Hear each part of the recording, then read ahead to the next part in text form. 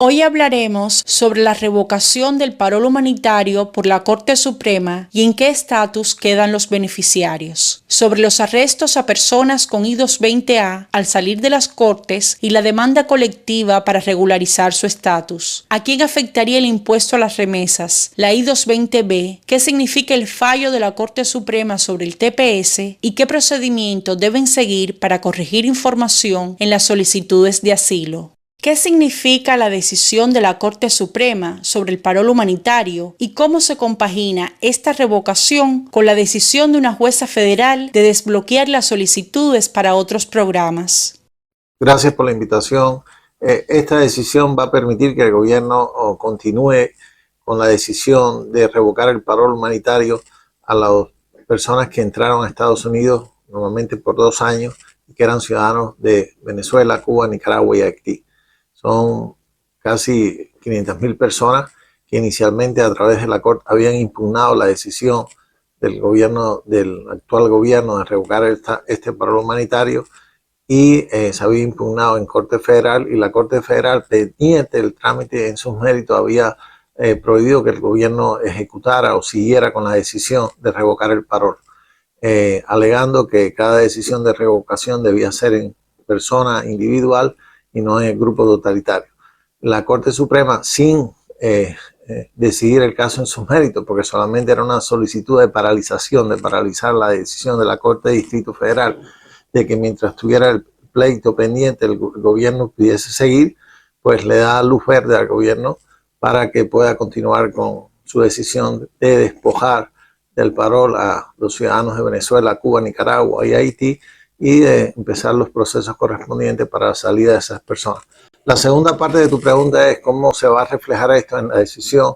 de esta semana de la jueza del distrito de Boston en relación a que el gobierno debía seguir adjudicando las decisiones de parol y que no debía darle luz verde a los procesos colaterales de estas personas en inmigración, con los beneficios que puedan tener, ya sea asilo, peticiones familiares o cualquier otro beneficio. En relación a las solicitudes de paroles, pues evidentemente no va a poder siguiendo procesarse, porque mientras esté pendiente del proceso, esta Corte permite que la decisión del gobierno de revocar el parol se mantenga. Pero en relación a las solicitudes colaterales, a mi modo de ver, no necesitan estar paralizadas, y esto es una cosa que está afectando, porque una cosa es que usted tenga un parol y ha sido revocado, y otra cosa es que, basado en un beneficio que usted es elegible, solicite ese beneficio. Son dos cosas completamente diferentes. Inicialmente el gobierno había alegado que producto de irregularidades que se habían detectado en el proceso de parol, se iban a hacer chequeos de seguridad más profundos y que por lo tanto los procesos quedaban en pausa. Pero yo creo que esto debe seguir continuándose, la adjudicación de estos procesos, porque la paralización indefinida o sin una fecha límite es casi una negación de estos procesos. Eso a grandes rasgos es los efectos que puede tener esta decisión de la Corte Suprema, que repito, no va en los méritos de la demanda, solamente paraliza la decisión de la Corte de Distrito de Boston de, mientras el proceso siga su curso, la decisión del gobierno prevalece. ¿Qué se sabe de los arrestos a personas con I-220A? ¿Hay alguna estrategia que estas personas debieran seguir para evitar la desestimación de sus solicitudes? Realmente es un poco contradictorio, porque la capacidad de poner al gobierno en un proceso de remoción es única y exclusivamente del gobierno. Cuando una persona es aplicante para admisión, la persona tiene que probar un estándar de miedo creíble, y el gobierno la pone en un proceso de remoción, normalmente bajo la sección 240, y solamente si el gobierno presiona los cargos a través del documento de la notificación de cargos, la famosa NTA, o en inglés Notice to Appear, que es la notificación para comparecer en corte, es que la corte adquiere jurisdicción sobre esta persona. En las últimas semanas, y más específicamente esta semana, se está dando la modalidad que el gobierno está retirando los cargos, es decir, que el gobierno considera que la persona no es más prioridad de estar en remoción, y al mismo tiempo lo detiene. Yo no entiendo la lógica de esto, a no ser que considere que es una persona aplicante para admisión en menos de 2 años, que tenga menos de 2 años al país y quiera revertir a esta persona a un proceso expedito de remoción. Pero aún así no tiene lógica, porque usted no debe, y legalmente no se puede sacar a una persona de un proceso de remoción, detenerla bajo qué circunstancias, para ponerla de nuevo en un proceso de remoción o para ponerla en un proceso expedito. Para ponerla en un proceso expedito, la persona tiene que tener menos de 2 años en el país. Y para ponerla en un proceso de remoción de nuevo, que la sacas de un proceso de corte, es contradictorio, evidentemente. Yo creo que inicialmente se debe cuestionar la decisión del gobierno y los fines que tiene. Y segundo, pedir que sea con perjuicio. ¿Qué quiere decir? Que la retirada no le permita al gobierno volver a la persona a ponerla en deportación. Y eso se debe argumentar en corte y se le debe dar más tiempo entonces al proceso y que la corte se determine por qué puede ser con perjuicio o sin perjuicio. No solamente oponerse, sino alegar el tema de perjuicio, porque no tiene sentido que una persona se saque de corte, se entre en corte a solicitud del gobierno, se saque de corte a solicitud del gobierno y se detenga 2 minutos después de tomar esa decisión. Es como que legalmente hay algo incorrecto, debe ser cuestionado y debe de ser decidido por una corte la estrategia que tiene este proceso, que en su mayoría carece de un proceso lógico de fundamentación y desde el punto de vista es casi la intención de manejar ellos los procesos y no los jueces. Se ha presentado una demanda colectiva de personas con I-220A. ¿Qué pueden esperar estas personas si se gana el caso? ¿Qué otras opciones legales tienen? Bueno, esto siempre ha existido y se ha hecho en casos específicos y los pleitos que generan un estándar de colectividad son procesos que se llaman procesos de proyectos de clase que tienen que ser certificados por las cortes. La realidad es que el argumento en relación a si una persona es elegible o no con la I-220A para aplicar a la ley de ajuste de estatus tiene varias aristas. Una de ellas primero es que la decisión inicial de la Corte de Apelaciones en que considera que una I-220A per se no debe dar base a una aplicación de ajuste de estatus todavía es en materia legal prevalece, porque es una decisión de la Corte de Apelaciones que desde el punto de vista legal tiene fuerza porque especifica, aunque en sus contornos generales, que es Cabrera Fernández de septiembre de 2023 de la Junta de Apelaciones, especifica en su dicta que el hecho que tú tengas una I-220A per se no, y que es un parol condicional, no se puede semejar al parol de la sección 212.5A del acta migratoria. Ahora, ¿por qué ha pasado todo esto ahora? Es porque hay una decisión reciente de la Junta de Apelaciones, que es Q-Lee, que fue decidida en mayo 15 del 2025, que trata un tema no relacionado con la I-220A, pero sí toca un proceso específico que es el proceso de admisión a los Estados Unidos, que Cabrera Fernández adolecía de eso. Sí, Cabrera Fernández iba por las ramas y no entraba al fondo del asunto. Y en Q-Lee, que no es un caso de un cubano, sino es una persona de la República de China, que entras no por un puerto de entrada, sino en segunda casilla, y lo procesan y le dan un parol de la sección 212 D5A y posteriormente, porque está en una lista del Interpol, es detenido, y toda persona que entra sin inspección, el gobierno normalmente lo procesa bajo la sección 236 y o le daba una I-220A, que era un parol condicional, que ya la Junta de Apelaciones había dicho que no calificaba ese parol bajo la sección de ajuste de estatus, o le daba una fianza o le daba un parol normal de la sección 212 de 5A. Ahora, la Junta de Apelaciones en Q-Lee lo que hace es define quién es un aplicante para admisión y considera que toda persona que arriba, con independencia si llegó a un puerto de entrada o no, y que es arrestado y detenido y que después es puesto en un proceso de remoción o deportación tiene que ser procesado bajo la sección 235B. ¿Y qué dice esta sección 235B? Esta sección 235B lo que dice es que si una persona es un aplicante para admisión, no puede ser liberado, tiene que ser detenido, pendiente de un proceso de remoción, ya sea expedito o un proceso normal de la sección 240. Y si se libera, solamente puede ser liberado bajo un parol.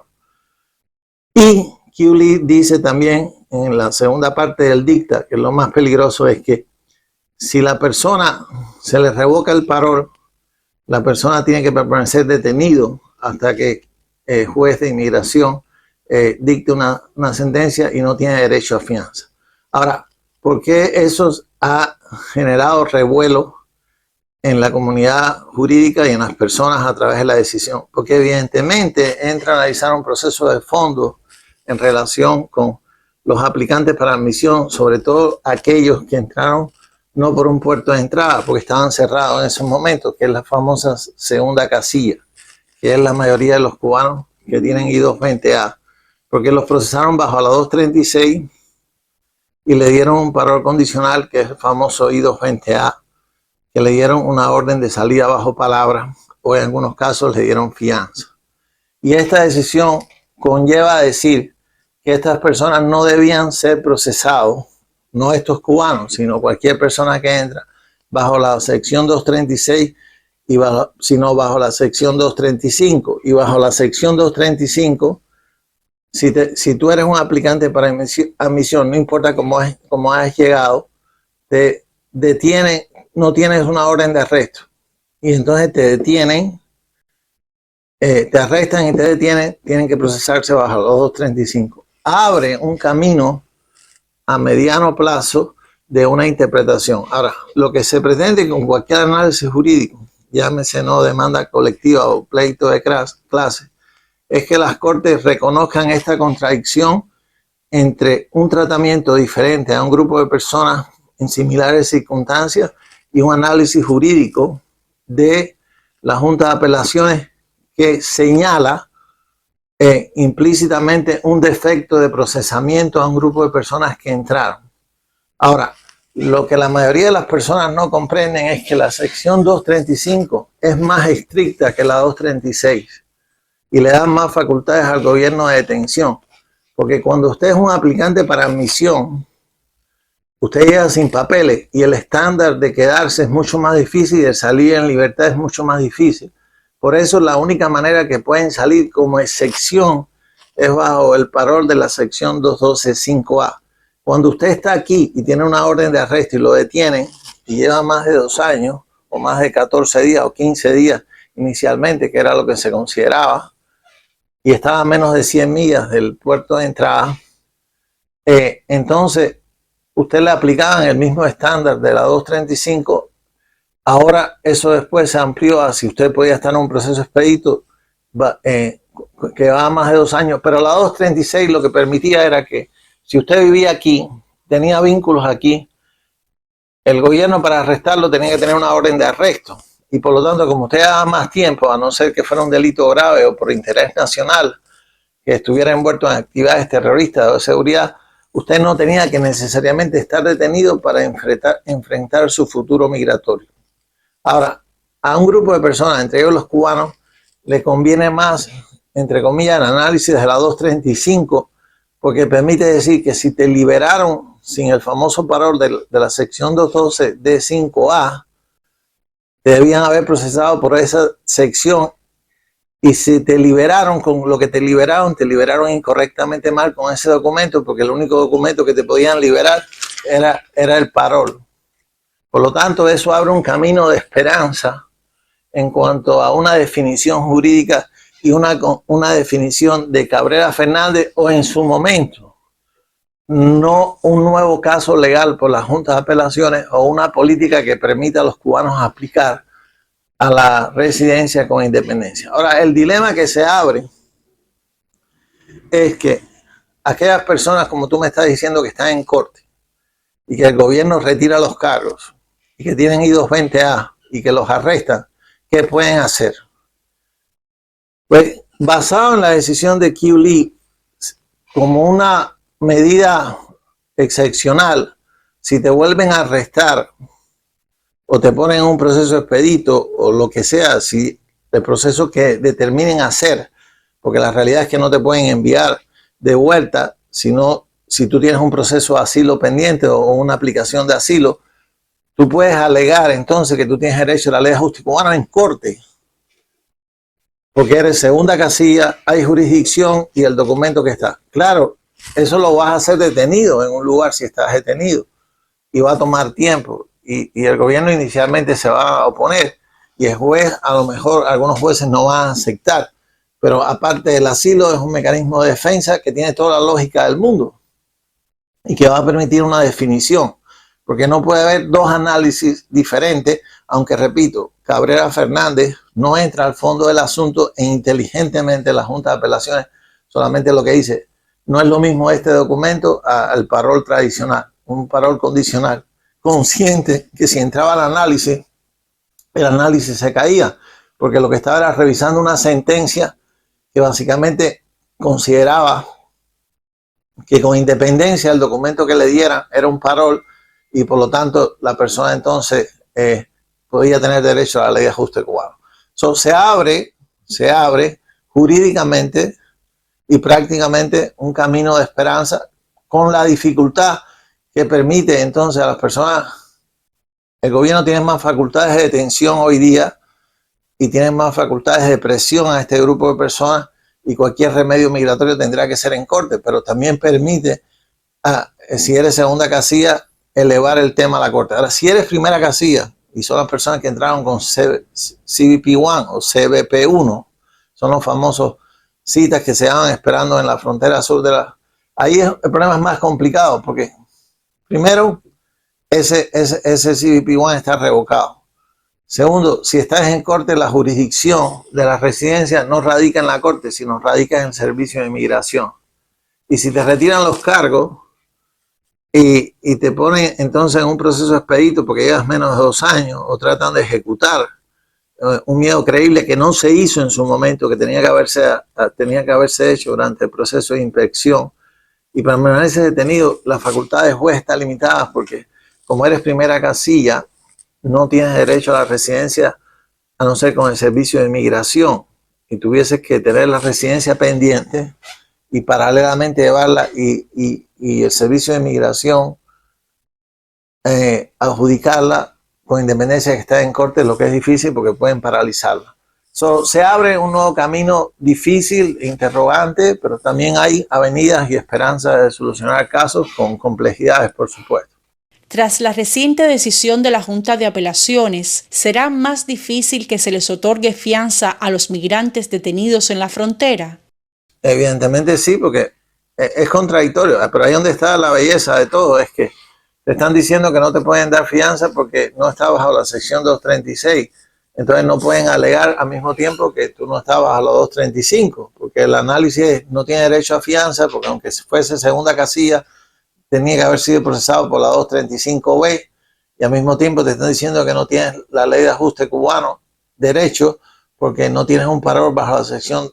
212D5 cuando la misma decisión que tenía la fianza te está diciendo que la única manera que te pudieron liberar es bajo la sección 235B y la única manera de liberarte bajo la sección 235B era el parol. Repito, la única manera que te pudieron procesar, no liberarte, es corrigiendo, es bajo la sección 235B y bajo esa sección, si te dejaron en libertad, nada más que te podían dejar en libertad con un parol de la sección 212D5A.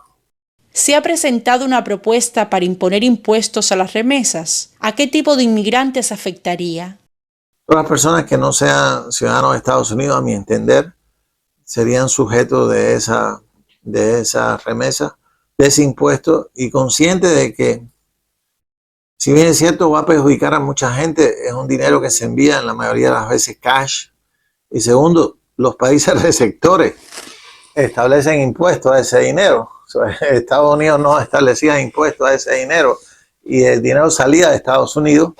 Y yo sé que duele porque pero desde el punto de vista de lógica, si se va a luchar, se tiene que luchar no solamente que no hay impuesto aquí, sino no hay impuesto en los países que se recibe, porque los países que se reciben no lo producen, la mano de obra es de ustedes y le están taxando un dinero allá que es de la familia de ustedes y nadie nunca protestó. So, desde el punto de vista de lógica, no por hacer una crítica a todo lo que el gobierno haga, a nadie le gusta que le pongan impuestos, pero más incoherente es que el gobierno receptor taxe los impuestos a que nos taxes a nosotros.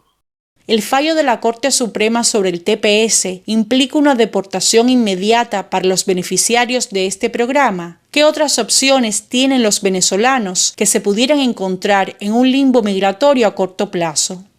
No implica una deportación inmediata, porque muchos de ellos primero tienen proceso en corte y tienen procesos que pueden defender, la mayoría tienen asilo. O otros entraron legal y tienen familiares inmediatos o peticiones laborales y no acumularon presencia ilegal y pueden ajustar a Estados Unidos. Otros tienen visa U o visa T y pueden someter sus casos legales, aunque afecta sin lugar a duda a muchas personas. Y hay un grupo inicial de 350,000 que fue el parol que se expiró y ahora el parol de septiembre. Hay 60 días para el gobierno para tomar una decisión. Pero no necesariamente no hay avenidas para continuar los casos, aunque sin discusión es una decisión desafortunada para muchas personas que quedan sin una protección importante, que no es un estatus, era un estatus de protección temporal, pero que permitía un respiro a muchas personas. Ahora esas personas tendrán que buscar, de ser posible, si los tienen, si tienen ese remedio, alternativas para defender sus casos o legalizar su estatus. Si detienen a personas con I-220A, ¿hay un tiempo determinado por el que estarían detenidos para decidir si los liberan o deportan? Bueno, si se usa el argumento de QLI, que es la decisión de mayo 15, las personas no pueden ser liberadas, no sé que se dé un parol. Ahora, ahí es donde hay que, si tienes un proceso de ajuste de estatus, ya sea por la ley de ajuste cubano o por una petición inmediata, alegar que con independencia que tienes una I-220A, si te están negando el derecho a fianza, porque te dice que te tienen que haber procesado bajo la sección 235, no pueden decir que el gobierno no puede entonces decir que bajo la 235 te podían liberar con la I-220A, porque bajo la 235 solamente te pueden liberar con un parol bajo la sección 212 D5A. Se va a generar un conundrum desde el punto de vista legal, porque si tú detienes a una persona con una I-220A, la pones en corte y la persona es elegible a un ajuste de estatus y tú dices que no puede ajustar porque no tiene un parol de la sección 212 D5A, sino de la sección 236, y al mismo tiempo le estás negando el derecho a fianza porque estás diciendo que debía ser procesado por la 235 y no por la 236, contradicción hay evidente. No puedes, lo que me conviene a mí para una cosa y lo que no me conviene para la otra. Tienes que ser coherente desde el punto de vista legal. Y ahí ahí se abrirá el camino entonces de definir si estas personas con I-220A, segunda casilla, que puedan ajustar, si van a poder ajustar y que cualquier documento que salieron tenían que haber salido. Si salieron, aunque fueran 15, 20 días, 3 meses, un año o 2, tendrían que haber salido con un parol bajo la sección 212 D5A. Si una persona con I-220A aplica la ley de ajuste cubano, ¿bajo qué estatus legal queda esa persona entre el lapso de tiempo que le cierran la corte y que UCIS le reabre el cierre administrativo de la aplicación al ajuste que hizo hace un año? Bueno, esa es una buena pregunta. No todo el mundo tiene un cierre administrativo. Estás pendiente de un ajuste de estatus y el cierre administrativo no quiere decir que está negado. Ahora, si tú eres segunda casilla, tú no debías haber aplicado con inmigración, tenías que haber aplicado con la corte. Si a ti te detienen, tú tienes que reinstalar el caso, no con USCIS. Tú tienes que decirle al juez que tú quieres que el juez decida la aplicación en los méritos de la I-485, porque tú no vas a esperar porque el servicio te reinstale algo que no tiene interés en hacerlo o porque considera que tú no tienes razón. Pero al mismo tiempo tú tienes que decirle al juez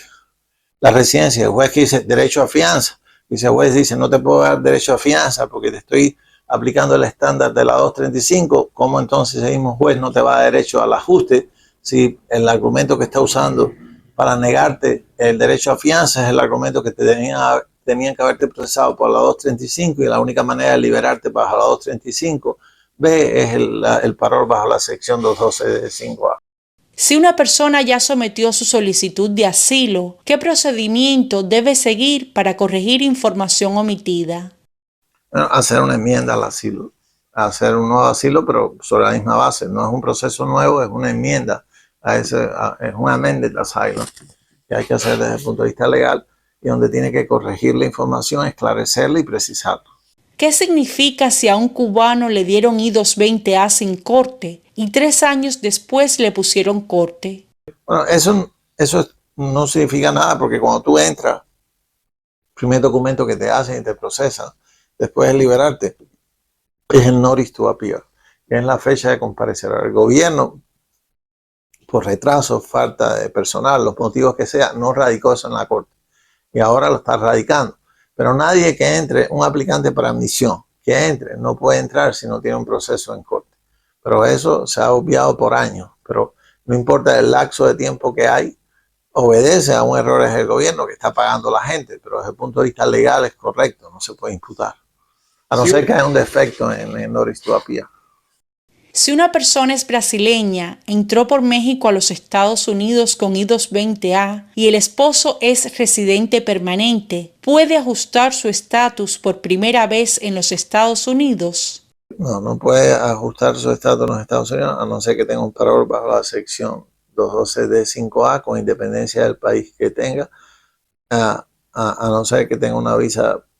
extraordinaria que el gobierno da por motivo de cooperación, donde da un parol o algo así, pero normalmente una persona que entra sin un parol y que entra sin una visa,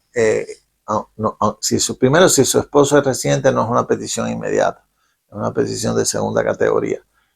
Esa persona lo que puede es, el peticionario que es residente, someter la I-130. Si la persona no está en corte, cuando llegue el momento, si sometió un asilo antes de los 6 meses, la persona puede entonces, y el asilo está vigente, retirar el asilo y salir y no acumular presencia ilegal y no tienen necesariamente que hacer el I-601, que es el perdón de la presencia ilegal. Si acumuló presencia ilegal, eso tiene que revisarse con un profesional, si la tiene o no, tiene que pedir el perdón de la I-601A antes de continuar con el proceso consular. Y entonces, una vez aprobado, viendo que no hay ninguna otra causal que lo hiciera inelegible en el consulado, salir y recoger su residencia. Pero nadie, en sentido general, a no ser las excepciones anteriores, que no entre con un parol de la sección 212D5A o que tenga una admisión legal, puede ajustar en los Estados Unidos sin tener que salir a un proceso consular. La decisión de la Junta de Apelaciones sobre cómo procesaron a migrantes con I-220A puede beneficiar los argumentos de personas con I-220B. No necesariamente, porque usted tiene una I-220B porque tuvo un proceso de asilo y lo perdió, o porque no compareció al juicio, ya tiene la orden de deportación. Pudiese en determinados casos tener una revisión y ver por qué tiene, pero es diferente a que usted lo liberaron. Acuérdense que la I-220B es que usted está removido, pero no pueden ejecutar la remoción basado en que el país no lo recibe o por otras circunstancias. Claro, si para hacer cualquier caso en una persona I-220B, habría que reabrir el caso de deportación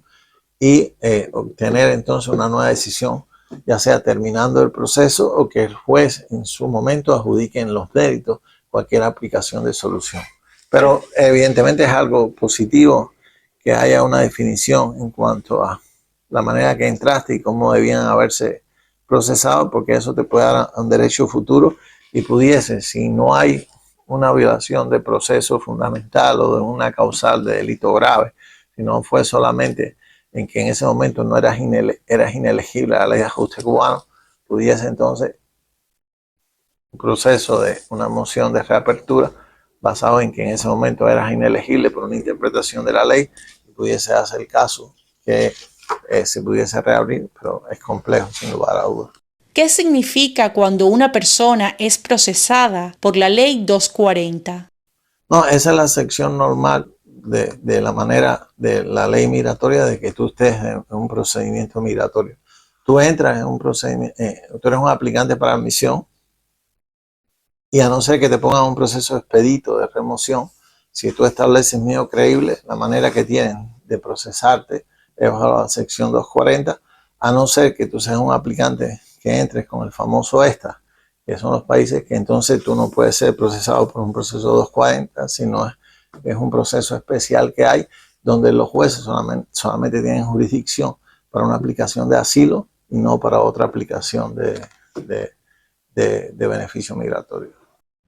Gracias por su atención. Los esperamos la próxima semana para responder sus dudas de inmigración. Recuerden seguirnos en nuestras redes sociales.